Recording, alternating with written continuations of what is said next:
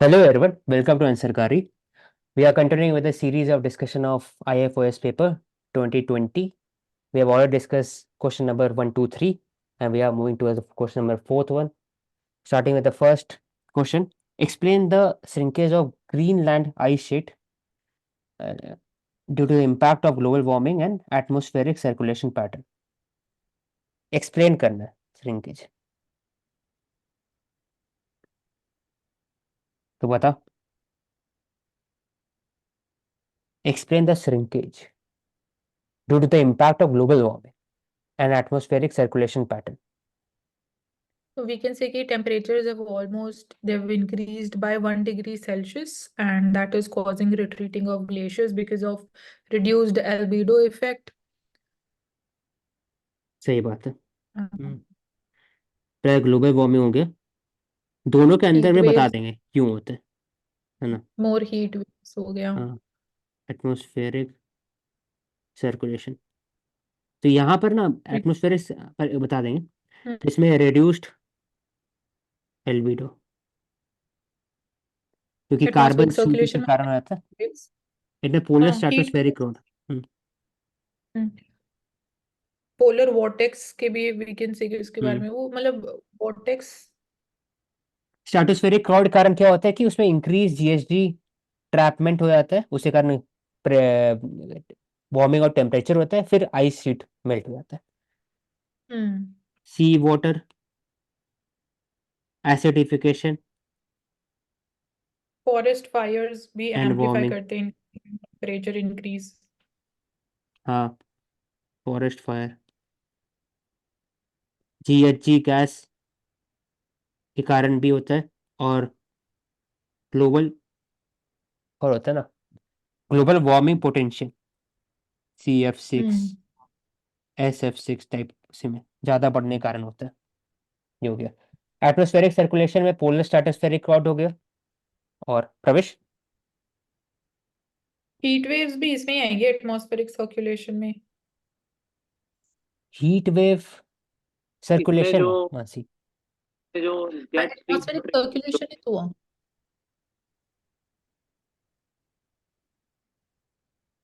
बोलो भाई, कोई तो बोलो. बोल ना तुम. जेट नहीं, स्ट्रीम में मानसी कुछ आएगा बोल. क्या, पोलर जेट स्ट्रीम टाइप, सब पोलर. वही बोल रहा हूँ, जेट हम्म. स्ट्रीम जो ट्रेड जो होती है ना, वो ज्यादा इंटेंस हो जाती है.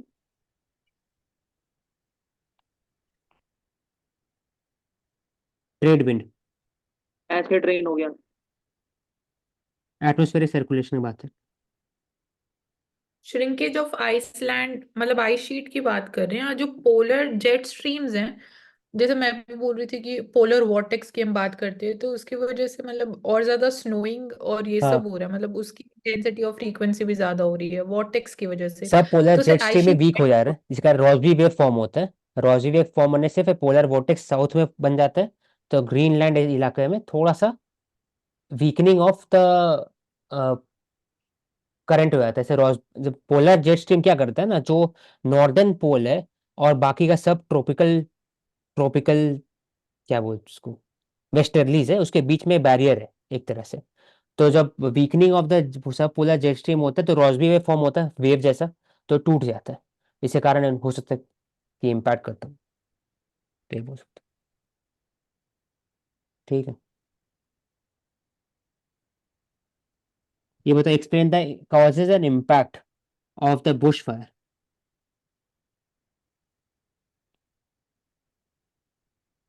डेजर्टिफिकेशन ऑफ लैंड की वजह से वी सी कि मोर ड्राई रीजन्स. और इसमें सबसे पहला जो रीजन होता है ना मानसी, वो होता है लाइटनिंग स्ट्राइक, जिसकी वजह से आग लगती है. इसीलिए इसको बुश फायर भी कहा जाता है. और वो भी है. प्राइमरी कॉज हुई है. और इसके एल अलावा निनो फिर इफेक्ट हुआ. एल निनो इफेक्ट क्यों? क्योंकि वहां पे एल निनो से बारिश कम हुआ. बारिश में ड्राई रीजन, ड्राई सीजन बढ़ गया. इसी कारण लिखा हुआ. फिर दूसरा तरह लाइटनिंग हो गया. और बता. एंड एक्सीडेंटली भी होता है. ह्यूमन. इसमें हम मैन मेड फैक्टर्स की भी बात कर सकते हैं. इसको हाँ, डिवाइड कर मैन मेड. सकते हैं मैन मेड नेचुरल फैक्टर्स में. जानना मुश्किल हो जाएगा फिर उसके अंदर पॉइंट. हम्म. बहुत सारे पॉइंट. मैन मेड हो जाएगा, ठीक है. Accidental fire. ठीक हो गया ना, कॉजेस को बताती है। और ये इम्पैक्ट में तो loss of biodiversity and soil erosion, breathing issues civilians के लिए, एयर पोल्यूशन।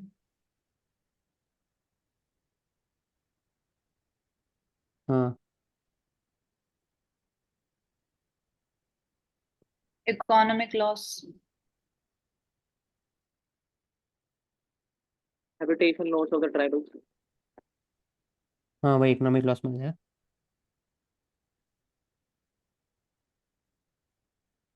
ठीक है, कार्बन डाइऑक्साइड एमिशन इंक्रीज हो वही जाता एयर है। पोल्यूशन,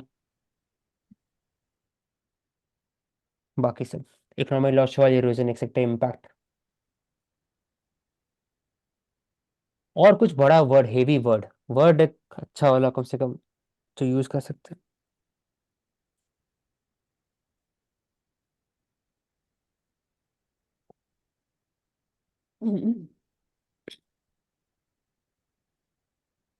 ठीक है, कोई नहीं। इसमें सी करोगे क्या? क्या वो? क्योंकि हमने अपने डिस्कशन में ही देखा ना कि प्रॉब्लम से हमें खत्म नहीं करना है आंसर, हमें कुछ ना कुछ सोल्यूशन भी देना है। क्या ऐसे एक दो पॉइंट है जो करे तो कम हो जाएगा? बुश फायर का बात ये कर सकते हैं कि एफॉरेस्टेशन को बढ़ा सकते हैं। इमीडिएट मेजर्स में हम आर्टिफिशियल रेन की भी बात कर सकते हैं। मिटिगेशन के लिए, हाँ ठीक है। फिर जो एक होता है ना कि बर्निंग ऑफ द कुछ भी चीज में किया जाता है, तो द स्प्रेड कम फायर का, ये भी प्रमोट कर सकते हैं। एंड कुछ नेटिव स्पीशीज भी होती है, उनको भी आइडेंटिफाई कर सकते हैं।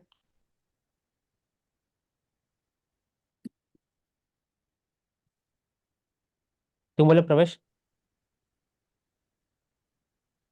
इसमें एक तो जो पॉइंट है वो बताया करुणा ने कि कुछ ऐसी स्पीशीज होती हैं जो फायर रेजिस्टेंट होती हैं, तो उनको लगाया जाता है। और दूसरा कि फायर प्रूफिंग प्रॉपर्टी बना दी जाती है ऐसे जो प्रोमिनेंट जोन होते हैं वहां पर, हम्म। ताकि बार बार फायर ना लगे। और दूसरा जो लाइटिंग स्ट्राइक की वजह से आग लगती है, तो उसमें कंट्रोल मैकेनिज्म होता है बुश फायर के लिए, जो एनडीएमए और एसडीएमए करती है। हेल्पलाइन नंबर होती है, तो जैसे इमीडिएट एक्शन लेना कंट्रोल्ड होता है। फायर, हाँ याद आ गया। कंट्रोल फायर से आप कुछ कुछ रीजन में ऑलरेडी वो जगह को साफ कर दे। फॉर एग्जांपल ऐसे है, यहाँ आग लग रहा है ऐसे ऐसे करके, तो यहाँ से एक लाइन में कंट्रोल फायर कर देंगे, तो यहाँ से आग जब फैलेगा तो फिर ये रुक जाएगा यहीं तक, ये बच जाएगा, फिर प्रोटेक्ट हो जाएगा सब से। इसमें एक टर्म है कि फायर एक्सेस ट्रैक्स भी बनाते हैं। हम्म, ठीक। नेक्स्ट में आते हैं, cultivation and way of life are intimately linked with the concept of culture and natural landscape. सबसे अच्छा एग्जांपल सोशल फॉरेस्ट्री हो गया इसका। कल्टीवेशन भी है, वे ऑफ लाइफ भी है। प्रवेश? हाँ सही बात है। अर्बन फॉरेस्ट्री कर सकते हैं, मियावाकी मेथड, वो भी एक इम्पोर्टेंट एस्पेक्ट है। मानसी कल्टीवेशन, कल्चरल, हाँ कल्टीवेशन हाँ, and way of cultivate. Life. Miyawaki method में कल्टीवेशन कैसे करेंगे, बताओ एग्जांपल। इसमें ये तो आप मियावाकी मेथड ऑफ फॉरेस्ट्री, उसमें कल्टीवेशन, आप इसको कल्टीवेशन एग्रीकल्चर से थोड़ी बात कर सकते हो। ओनली मतलब ओनली एग्रीकल्चर, एग्रीकल्चर तो हो गई। और क्या होना चाहिए Mansi?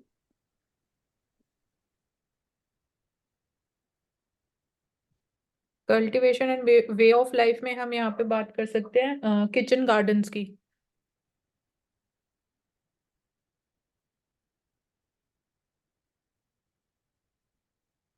Linked with the concept of culture and natural landscape, तो कल्चरल लैंडस्केप को बताना है और फिर और नेचुरल लैंडस्केप को भी एक तरह से लिंक करना है उसके साथ, तो ऐसा कुछ। शिफ्टिंग कल्टीवेशन की बात कर सकते हैं, जो नॉर्थ ईस्ट इंडिया में प्रेवलेंट है ज्यादा। हम्म वो भी तो उनका वे ऑफ लाइफ है, nomadic way hmm of life है। यही बोल रहा था कि शिफ्टिंग कल्टीवेशन वेज फार्मिंग, वो एक जो और है स्टेप फार्मिंग। एक और है जो, हाँ कल्टीवेशन, हाँ याद आ गया, सोलिगा ट्राइब का जो है एग्जाम्पल, कर्नाटका में ना प्रवेश, सोलिगा ट्राइब्स। एक यार I am second, not sure about. ये क्या ऐसे ही करते हम हैं? टी गार्डन्स की बात कर सकते हैं, लेपचा ट्राइब्स। वो क्या करते हैं, ऐसे एग्जाम्पल बताओ।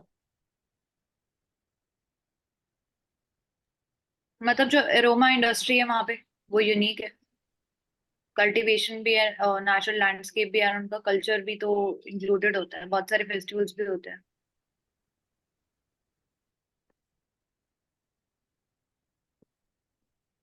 इसमें किचन गार्डन में कल्चरल एस्पेक्ट ही आ जाएगा, क्योंकि हम सेल्फ रिलायंस प्रमोट करते हैं उसमें, जो मेन आइडिया है सेल्फ सफिशिएंसी का। और नेचुरल लैंडस्केप भी है, मतलब that is a way of natural farming also. उसमें इतना ज्यादा केमिकल्स वो सब यूज नहीं करते हैं, ऑर्गेनिक फार्मिंग।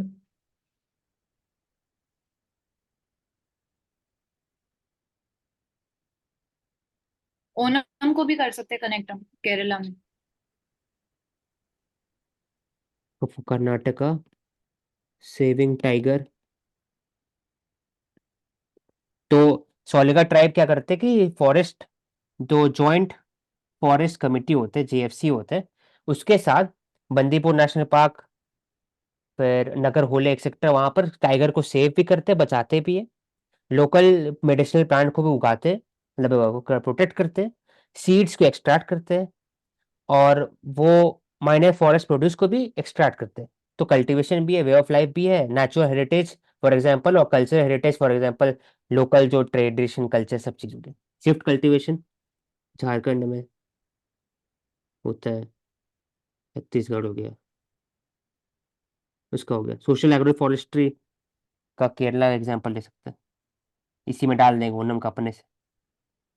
ओके, कि कोकोनट प्लांट साइड साइड में उगाया जाता है, और बीच में एग्रीकल्चर फार्मलैंड होता है, साइड में कोकोनट भी होता है, साइड में पाम भी होता है, उसके बाद खजूर का पेड़ भी लगा रहता है। तो सोशल फॉरेस्ट्री एग्रो फॉरेस्ट्री भी चलता है, और आप कल्टीवेशन भी करते हो, ओनम के लिए भी, फेस्टिवल के लिए, बाकी सबके लिए। तो लिंक्ड लिंक्ड कैसे है? तो कुछ इंपॉर्टेंट एरिया पर लिंक्ड होगा, वो है कि कंजर्वेशन में लिंक्ड होगा, सेविंग बायोडाइवर्सिटी में होगा लिंक्ड, प्रमोशन ऑफ हेरिटेज में लिंक होगा, ये सब में लिंक्ड होगा। तो cultivation and way of life are intimately linked with the concept of culture and natural landscape. तो दे सकते हैं प्रवेश। तो इसमें क्या, मॉनसून को भी लिंक कर सकते हैं, मॉनसून भी एक वे ऑफ लाइफ है।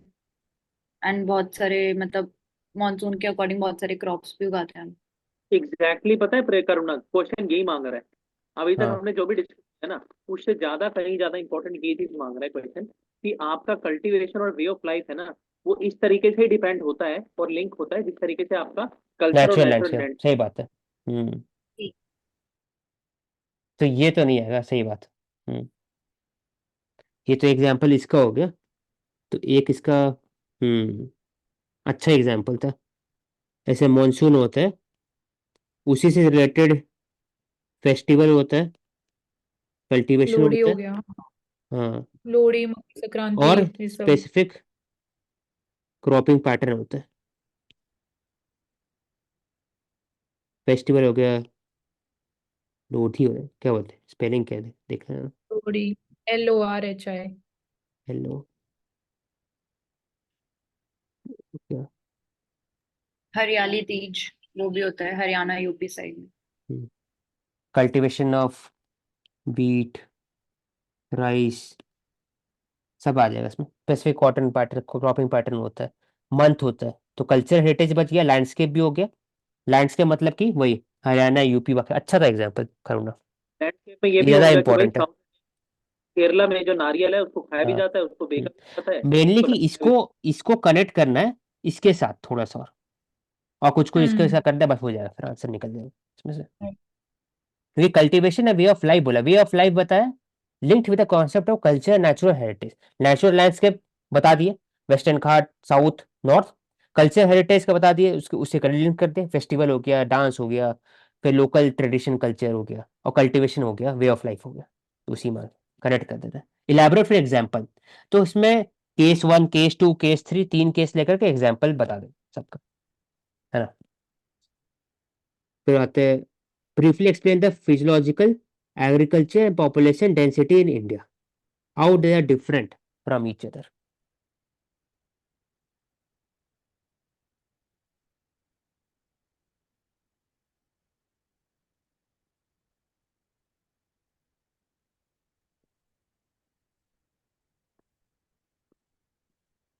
फिजियोलॉजिकल, एग्रीकल्चर, एग्रीकल्चर था ना, हाँ, and population density. Agriculture. Physiology में तो शिफ्ट हो गया, सिंपल है, नॉर्थ साउथ ईस्ट वेस्ट, हाँ हाँ। North east, mountain desert coastal plains islands peninsula plateau, ये सब हो गया फिजियोलॉजी।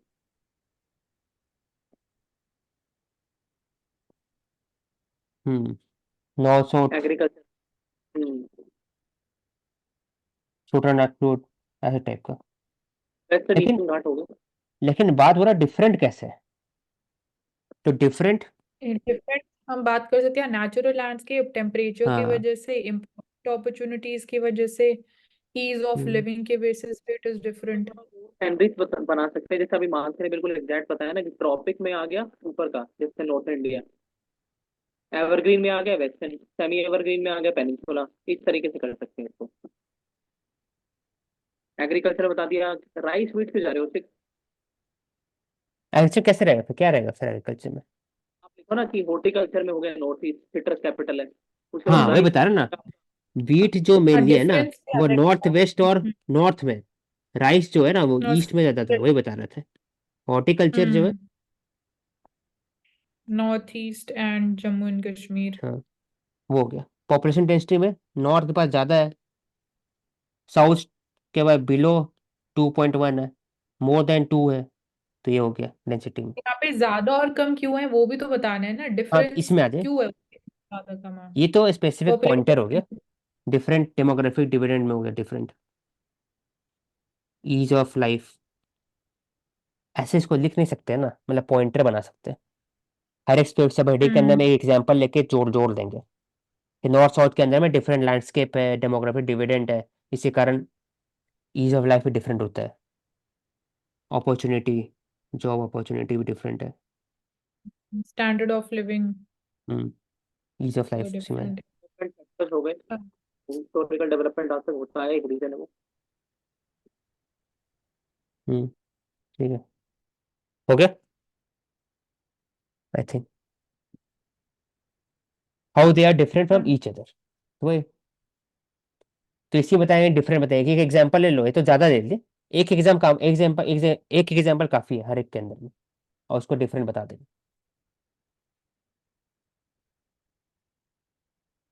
ठीक है, okay, thank you everyone, we will take up next set of questions tomorrow due to answer kari.